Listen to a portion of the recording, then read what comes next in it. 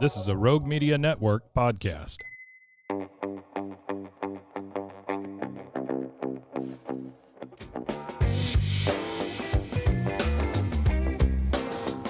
Coming up on this week's episode of Rip City Roundtable, we have another amazing Blazers Edge rider with us. Brandon Goldner will be joining the podcast.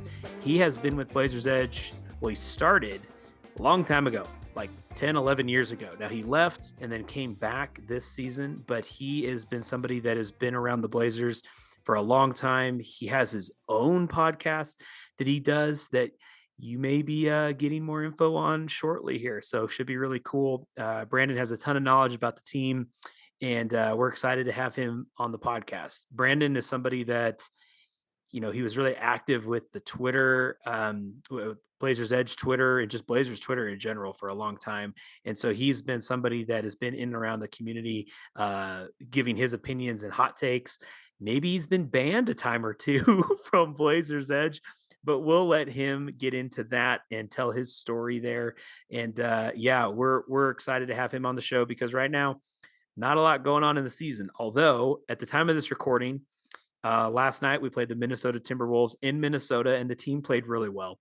We ended up losing still 119-114, but Anthony Simons continues just to show the world that he can play the game of basketball. And Minnesota has really been his kryptonite really all season, averaging around 12 points per contest against the Timberwolves, which is well below his season average.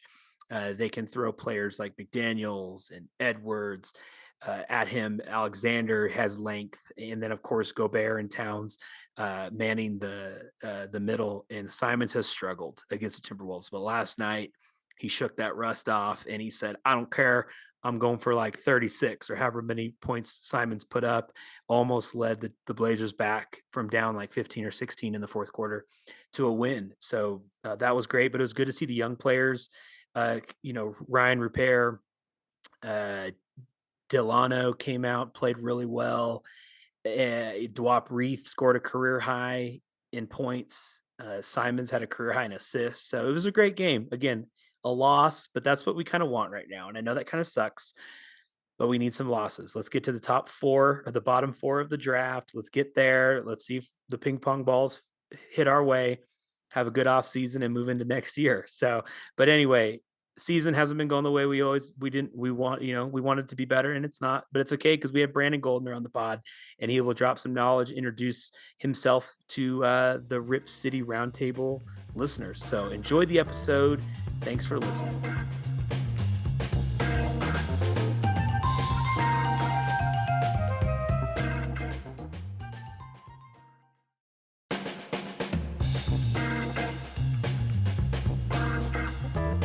All right, we are back from break, and we have our next amazing, stellar. I can't think of more cool adjectives for you, Brandon, but we have an awesome guest. You here. tried. I tried, Brandon. But yeah, welcome to the podcast. Welcome to the Rip City Roundtable. You're the next guest on the roundtable. We just spin the table, and it landed on you. So here we are. What up, Corey? Yeah, it's tough to follow Connor and Adrian, but yeah, I'm happy to be your third guest, second episode. Yeah, thanks for having me. Appreciate it. No problem, man. We appreciate you. So, hey, jump in. So I know some people don't know your background, your story. Some people might, but tell it to our audience here, kind of, a little bit about you, how you became a Blazers fan. And I know you've mentioned you did some work with Blazers Edge in the past. So tell us about how you found Blazers Edge and started working for them. Yeah, totally. I've been a Blazers fan for life, grew up in Corvallis, and was heavy into like the Clyde, Terry Porter, Jerome Kersey, Buck Williams era. Had a huge basketball card collection, honestly, kind of still do, and have been active on like Blazers Twitter for a really long time. And yeah, like I started at Blazers Edge, I think in 2014, and I was running the Twitter account for a while, and then I became the social media editor. Was handling like the Facebook stuff, and I was doing recaps all the time. And also co-hosted the Blazers Edge weekend podcast with Chris Lucia. Then I stepped away from Blazers Edge for a while, and now I'm back. And I'm mostly doing previews now, but also helping out with some recaps and some other things. But yeah, so like I've been a part of the Blazers Edge community for a long time. And to be really honest, I've told this story before. Like my first experience at Blazers Edge was as a commenter, being really snarky, really sarcastic, really annoying, getting banned over and over again, banned, and like having to email me like, "Hey guys, like I promise I'll be better." And like I was just before this before we recorded, I was like looking at my email, like seeing this chain with like Dave, just like, "Yeah, Dave, I'm so sorry. Can you please unban me?"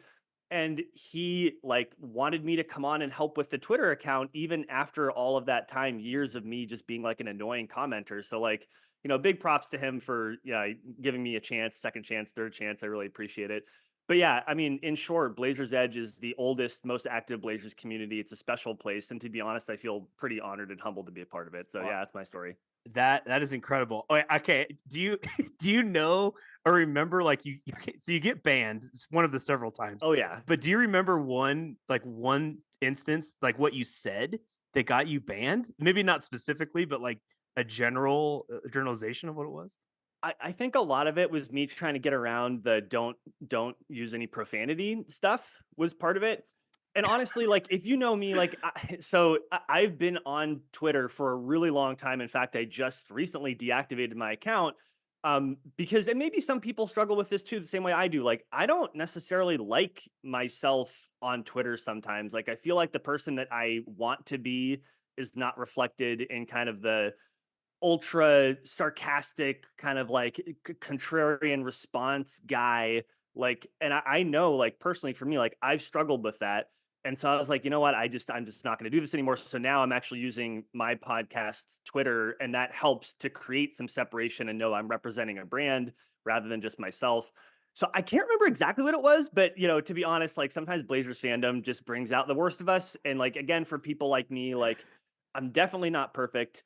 I try to own my mistakes and be self-reflective, but sometimes I am immature, be annoying, and I do own that, and I know that about myself. And so it was probably just that, like, just Yeah. and that's like if you've been on Blazers Edge, like that community is super active. And to me, the whole premise of it is that we are here in good faith to enjoy the Blazers together and to create community together. And it's not about being a Brandon about it. It's about like Yeah. having good back and forth. And that can mean direct discussions and disagreement, but it means don't be a jerk about it. And frankly, I just violated that rule. Like that's why I Mm. got banned. It was my fault, period. And again, credit to Dave and to Timmy and to others who like allowed me to kind of clean it up and gave me a second chance at that. So yeah, Yeah. that's it. I mean, I think like they could definitely see the passion behind it, and that's probably There it is, passion. the Yes, that's the right passion. way to put it. Yeah, they saw it. They were just like, we just gotta we gotta It's refine kind of this rain guy. you did. It's so Yeah, good.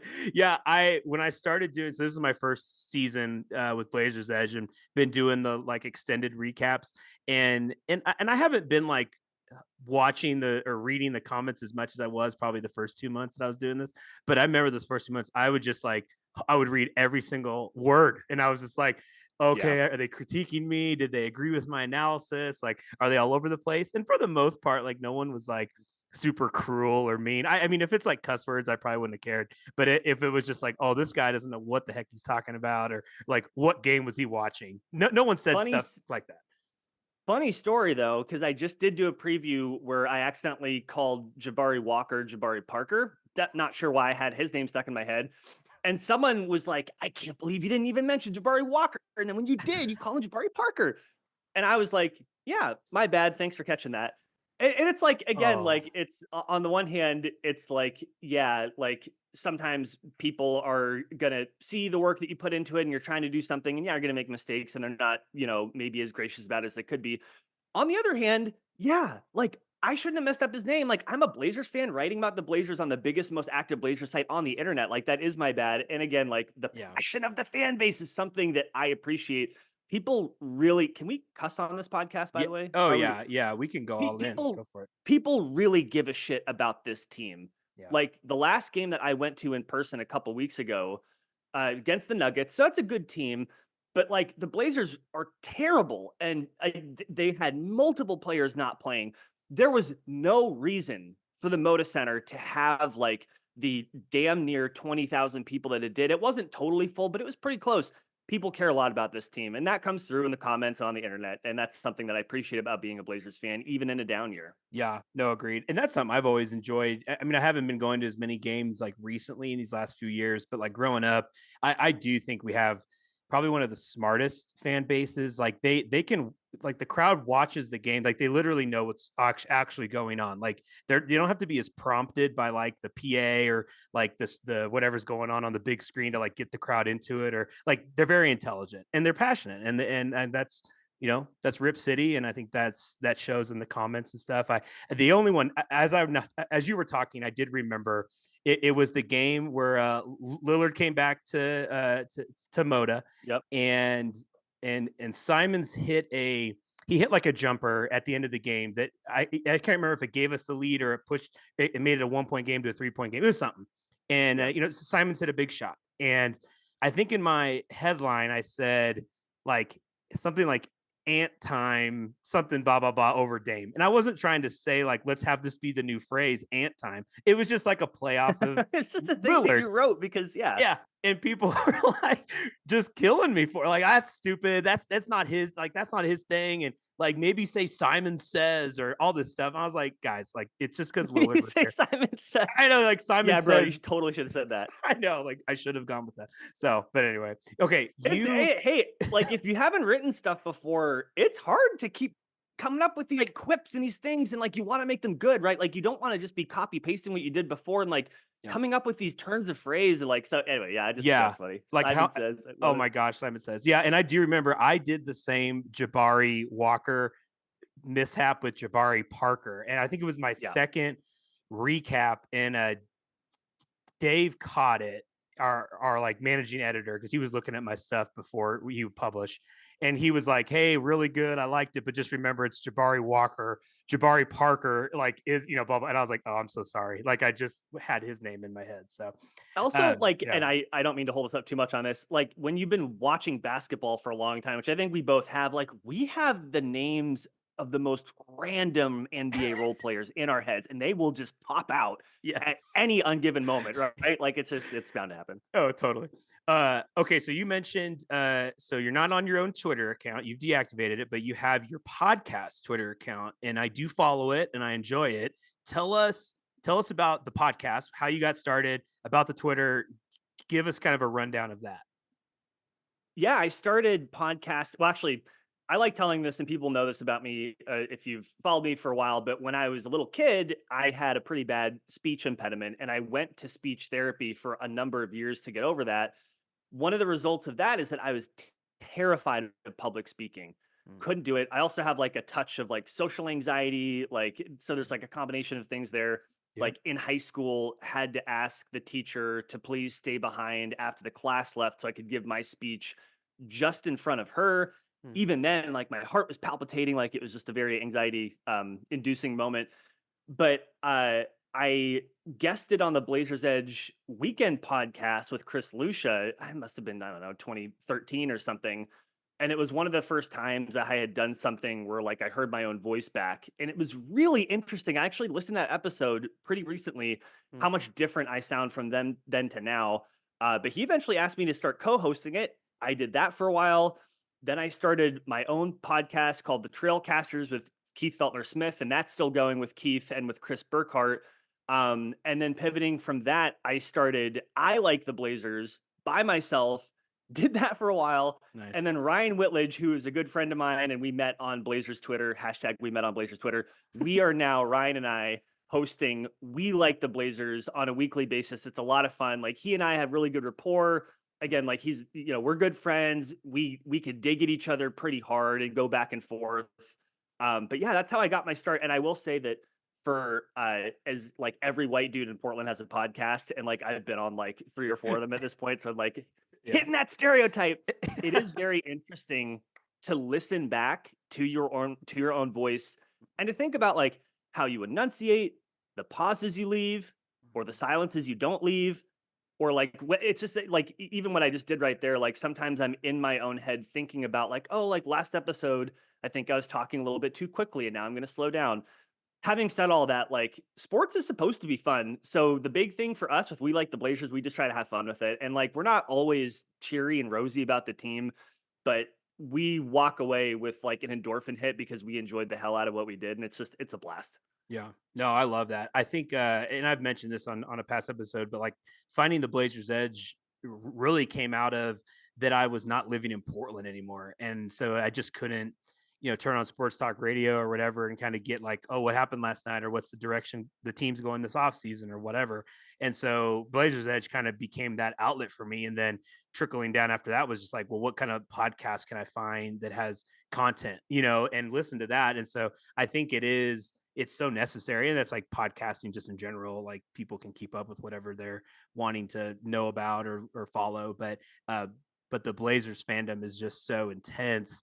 The way I explain it to people that because I live in Texas, and that they're like, oh, Cowboys, everybody's Cowboys, and I'm like, I try to explain it like think of like if Cowboys, that's just all into one little city. I mean, Portland's not a little city, but it's just whatever, and like it's like a college town. Like it's like how people follow a Yeah. college team is like how people follow the Blazers, and it's just a different thing than like, well, I'm a fan of the San Antonio Spurs. It's like, well, of course you are. They won like 5 titles in the last 20 years, but it's just like a different feeling being a Blazers fan. So I love the podcast. I love how it went from I like the Blazers to we like the Blazers because you have a co-host now. So Had to change the logo and everything. Yeah. No. yeah, I think it sounds better that way. it totally sounds More better that way. inclusive. Yeah. Yeah, yeah, for sure. Okay, so now to the fun part, talking about the season, and I know this has not Oh, been the season we all wanted, but it's the season that I think we all knew was that we coming. deserve. Is that what you're Yeah, trying to say? and that we deserve too. Yeah, yeah. Sorry. Just like Batman. So, so I want to start off with this topic. So, last night, as we're recording this podcast, is Tuesday, I think March 5th. So last night we played against the Minnesota Timberwolves. We literally had like nobody that normally is like getting over 25 minutes a game besides Anthony Simons. And, Tamani Kamara even was injured. So everybody's injured. Grant, Brogdon, Aiton, of course, Sharp, Scoot, everyone's out. So approaching the injury, and I'm going to do this in quotations for people that are obviously listening to this and can't see me. What's your approach to these injuries, Brandon? Like, are you okay with them? Are you frustrated by them? Why they're injured. What's your take? I have a couple different takes. The first is that we remember a few years ago. Oh God, time does a weird thing, especially with COVID. The Blazers completely overhauled their strength and training and conditioning staff, I think. And there was kind of this narrative floating around for a while, especially during like kind of like the Brandon Roy and Greg Oden stuff that like, oh, like the Blazers training staff is like they're getting injured because of the training staff. And they overhauled the training staff. And now you're starting to hear some of that again, even on like national podcasts. I think Bill Simmons dropped something on like, oh, something's going on, something's in the water in Portland, the training staff, because they're getting all these abdominal injuries. So the first take I have is like these core muscle injuries. I just think it's curious, right? We've had, let's try to tick them off. Damian Lillard, obviously, right? Gary Payton II. And then Scoot Henderson is having a core Mm-hmm. muscle injury now, and then a couple other people that I can't pull off the top of my head. I think Shaden isn't Shaden Oh yeah, dealing and with that Shaden, too? Yeah, right? yeah. So like my first thought is like, what is going on? Like, is this like because of the exercises they're being asked to do? Is it a super weird coincidence? Is it a result of like the ballistic energy of the modern NBA players so much greater now that they're bigger, faster, stronger, that they're putting more stress on certain parts of their body? I don't know physiologically what's going on. I'm not a doctor, don't pretend to be, but that's my first thing is like, what is going on with these core muscle injuries? The second thing is that look, we know where the Blazers are as a franchise right now. They are rebuilding. And the way the NBA has decided it wants to run in order to create some level of parity and equality between all the teams is that if you're bad, you have the chance of getting a really good player. If that's the way it's going to be, if we're going to have the NBA draft lottery the way it is, even with the odds have been rebalanced a little bit, it's going to incentivize teams to do exactly what the Blazers are doing. So I'm not saying, Corey, don't quote me on this. Don't you dare aggregate me on this. I am not saying the Blazers are faking injuries. That's not what I'm saying. However, they're totally incentivized to do so. So as a fan who wants to see this team succeed, knowing that the players they have on the team now are not the players that are going to lead them to a championship without some other major changes, I'm okay with it, just so Mhm. long as the players are healthy on the other end of it. But yeah, just to circle back around, these abdominal injuries. Stop doing sit-ups. Come on, guys.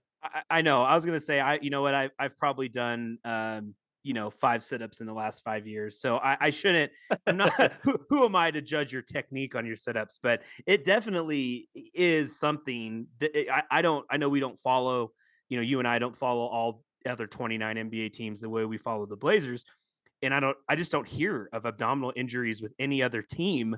Like I just don't. And so again, maybe it is something in the water, or maybe it's the way they are training their bodies. People in Portland, they can kind of do their own thing. Like, hey, let's go against the grain a little bit. Like, let's do it this way instead of this way. Maybe that way is not working. But yeah, I don't know. That is curious. I liked, or when they show the bench, right? And I think we all, in some way, shape, or form, are like, oh, we can, identify body language and try to get a sense of what's going on. And I see Brogdon, you know, Aiton. You got Scoot behind the bench. This was last night's game. He's behind the bench, and just looking at those three, I'm like, I just don't know how injured they truly are. Like, and I know Oh, we injured. got I just don't Doctor of know. Body Language Corey Dickman over I here. just, I see their faces. I see their faces, and it just They're isn't looking kind of spry. little spry, and it doesn't scream to me like, oh man, I really can't wait to get. I'm going to be on the court next week. Like, I They're just think they. probably not. Look. They're probably not that injured. Okay, let's just be honest about this. Like, where are the Blazers in the standings? Right, they're like very close to. They've been kind of floating. I think between like sixth and possibly even as low as fourth. And the way the lottery odds are, it really incentivizes you to get down to fourth if you can. Yeah. And Charlotte went on that little run, right? Look, they're probably not super duper injured. The NBA has incentivized teams to do poorly in order to get better players. This is the result. And I don't think that, like, if you were to truth serum NBA Commissioner Adam Silver, I don't think he'd disagree with you. Like, he knows. But how else are you going to do it, right? Like, I mean, this is not going to go into lottery reform, and I get that. But there are all sorts of ideas on how you can like do rotating, have like a wheel, and like. But yeah, this is just the reality of how the NBA incentivizes teams to get better. It is, and I think they're not. Yeah, Adam Silver's not watching Portland right now, right? We're not sitting our key guys for nationally televised games because, newsflash, we've had one, and it was because Lillard came back to Portland. And Only the reason. Blazers won, so, like, let's get Yeah, back on ESPN. yeah, Yeah, yeah, that's just the way it is, and also, I mean, one more thing about this too, um, especially for a team like Portland, you're not gonna draw free agents to Portland. You're not. Portland is, by the way, awesome city. You're close to the mountains, to the beach, to the desert. There's beautiful forest, tons of really good food, very bikeable, walkable. It's a great city. NBA players don't want to be here, and I don't blame them. In Portland, like you said earlier, Portland's not a small city. Like, as far as metro areas, like Portland's like the 45th largest metro area in the US or something like that. So it's for big cities, or for cities, it is pretty small, right? So like mhm. a team like this is not going to attract free agents. It's not going to happen. So you need to build through the draft. We all know that, and it's just the way it is. So yeah, I'm not mad about it. It's just Yeah, it's reality. yeah, and I'm not, and especially last night when you can have. I think okay, so and Simons plays a lot, so he's kind of not in this category, but he sets a career high in assists, 14 assists. Okay, then you have Ryan Rupert, career high in points, 13 points.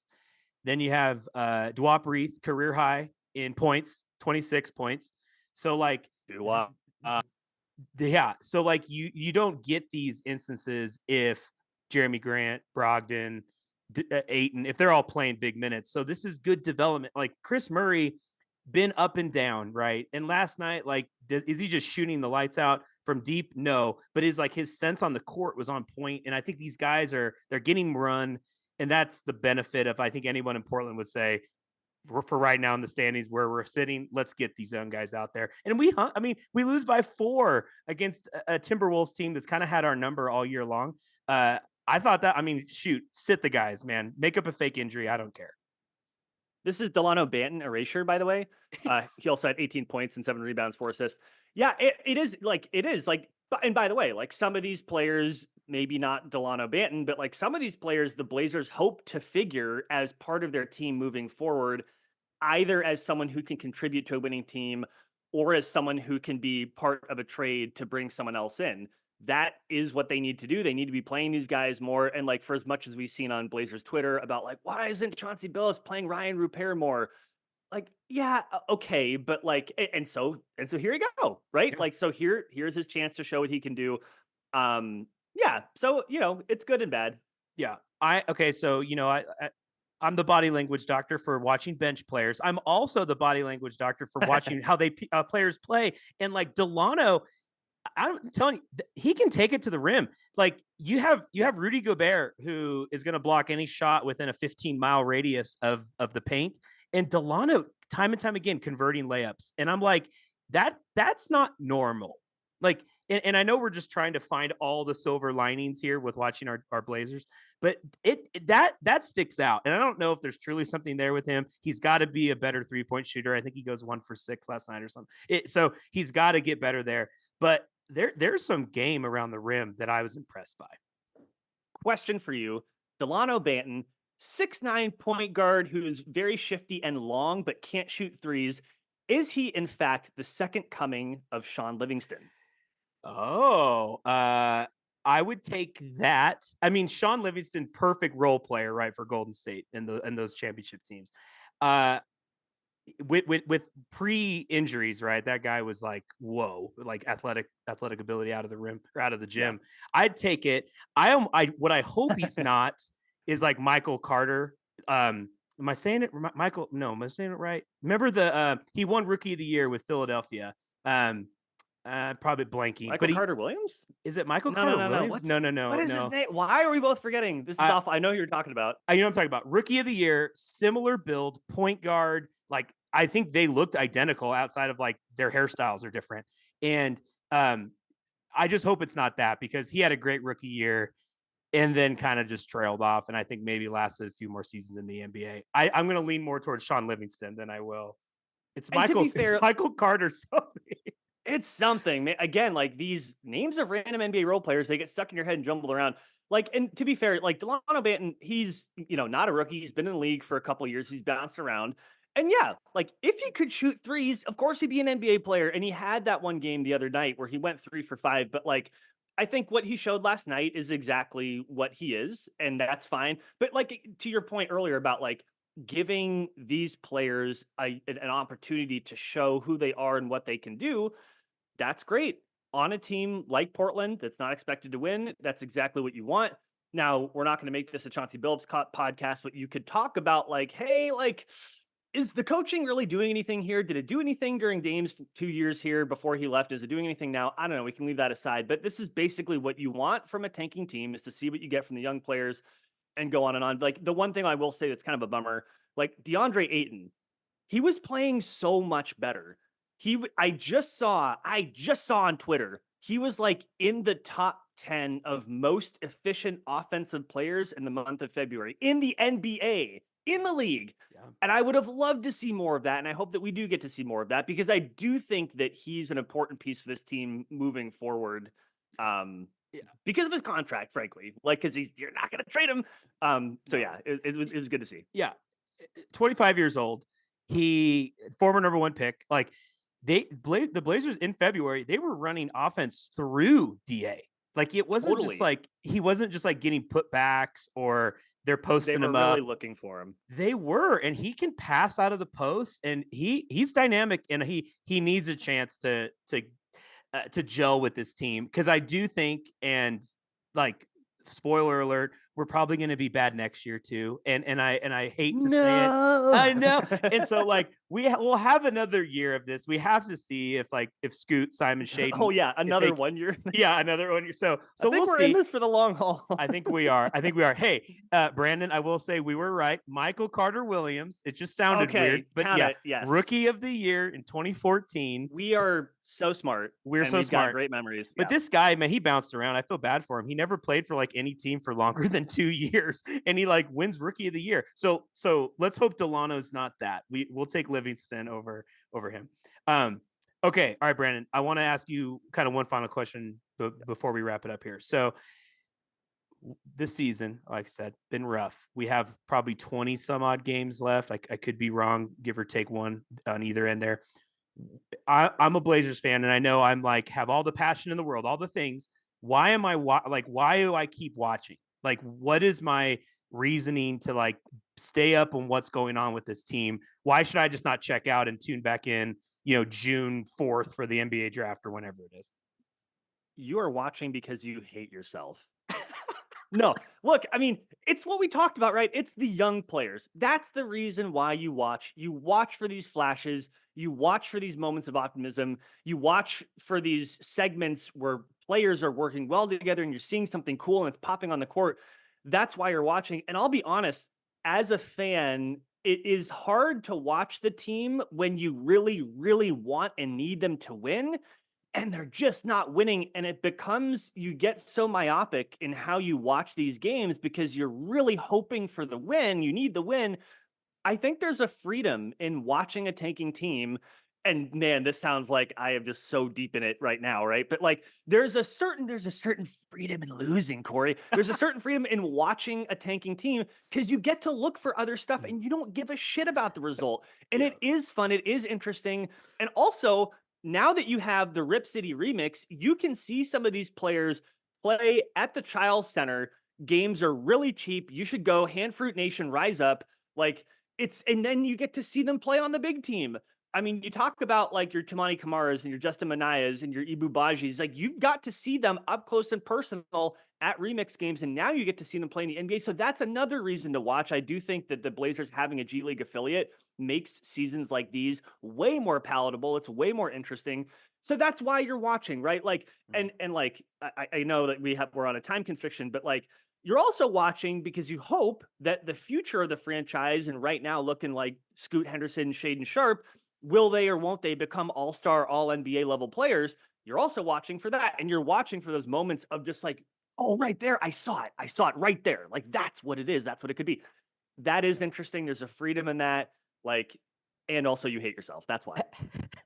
I love I love so many things about what you just said, but the watching the games with freedom is just it's so like it rings true to me. There are times when we're, in years past when we're in contention or sometimes even a playoff game, I just have to like do the game cast because I get so stressed out of just like actually watching it. So this has been so freeing this year because I didn't care. I don't mind. Let's watch all day. Uh, Right. Okay, I have one more question. I had one more, then we'll Yeah. go. So this is the 2023-2024 season. That's the one we're in. So 2025, 2026 opening night. Who's our head coach? Whoa. Or to make it easier, is the head coach currently on our coaching staff? So this would be in 2 No. years from now. No. I tell you like who's coaching I've appreciated, and I've mentioned this team just a few seconds ago. Jim Moran, Rip City Remix. He has got, I mean, talk about a difficult circumstance that you're having players rotate in and out and in and out. Plus, you're kind of being asked to run systems that are similar to another team. He has been a flawless tactician, at least at that level. He has had emotional maturity. If you've seen his press conferences and kind of how he manages the game from the bench, I would love so I basically have no question at some point Jim Moran's going to be an NBA head coach. I think that that's without question. Whether it's in Portland or not, it's a different story. And again, like I don't mean to crap on the guy too much. I really hope it's not Chauncey Billups. I think like the long and short of it is for me, Chauncey Billups has shown almost nothing to suggest that he's an effective NBA coach besides getting players to appreciate him and buy in. Even then, you had some players who checked out when he first got there with a veteran team. But leaving that aside, I'm going to go with Jim Moran. Who are you going to go with? Don't say. Never mind. I'll let you answer. What? No, what are you gonna say? Don't say who. I was going to make some dumb joke about like don't say Rick Adelman or don't say Phil Jackson. Like I was just going to make a dumb joke. Like whatever. It was dumb. Oh my gosh. Who was the coach? He coached the Grizzlies for like a couple years and then he just got let go, but now he's an assistant. Oh man. Hold on. David Fizdale? Is it Fizdale? No, not Fizz. No. Maybe Fizdale. No. I'm trying to think if Who I could coached the I could- Grizzlies he besides coached him? the Grizz, and like they were good when he coached them. And then he got let go. It was like 2 seasons ago. Maybe it was Fizdale. No, Jaeger, Oh, Coach Dave Jaeger. Yeager. I think bring Jaeger in. Where is he now? He's an I think assistant somewhere? he's an assistant somewhere. He's an assistant on whose coaching staff is he on? He was like a coaching up and comer, like with the Kings, right? And then I mean, he's not. I mean, Yeah, at he this was. point, You're right, with the Kings. Yep, he was with the Kings. again, my memory. I mean, time makes fools of us all. But yeah, Yeah, no, it does. Oh shoot, I can't pull it up fast enough. Oh, Jaeger. Okay, hold on. Give me like 4 more seconds here. take time vamp really quick to say that a lot of NBA coaches who are effective, it's kind of hires like Chauncey Billups where they're first time coaches and they just pop. So Yeah, it could be someone that we don't even know. it could be someone. He's an assistant for the Bucks. I think he Okay. might have replaced Terry when Stotts was like, Oh my gosh. I'm out of here," and just walked By the off the way, court. vindication for Terry Stotts. What is it that Doc Rivers said in his press conference yesterday when the Bucks had that win last night? He said, "I cannot believe that we were not running some of these sets that were being run in Portland for Damian Lillard." Boom! Way to go, Terry Stotts. You are Huge. vindicated fully, my friend. He was God bless Terry. I think I asked Adrian.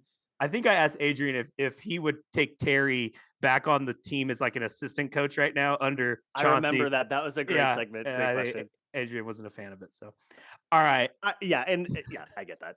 Yeah. Brandon Goldner, we're so happy you came on the pod. Before you leave, tell us where do they find you? How do they read you? All the things. You can find my work on Blazers Edge at blazersedge.com. You can also find us at We Like the Blazers at WeLikeTheBlazers.com. On Twitter, it limits your handle length. So instead of at We Like the Blazers, it's at Like the Blazers. Don't ask me why. But again, Ryan and I host that. We have a great time. So yeah, come check us out on any pod feed. We're there, coming at you weekly. Cool. Thanks, Brandon, for coming on. Look forward to having you back. Appreciate you. Thank you. All right. Thanks again to Brandon Goldner for coming on the podcast. We're glad he's not banned anymore. So we're glad Dave brought him back and he's able to drop some knowledge to all of Rip City and helping us learn more about the team and seeing the direction we're going. And, Chauncey's been coaching okay this season. But we'll see if he's here in 2 years. That's a long time. A lot can change in 2 years. You and I might not be here in 2 years. So who knows what's going to happen. But we're glad to have Brandon on the podcast. We can't wait to have him back. Remember, check out We Like the Blazers podcast that Brandon hosts with his co-host Ryan. And again, there may be some news dropping about that podcast here pretty shortly. So that'll be really cool. And as always, we appreciate you listening to the Rip City Roundtable. We hope you enjoyed this week's episode. And remember, it is always a great day to be a Blazer.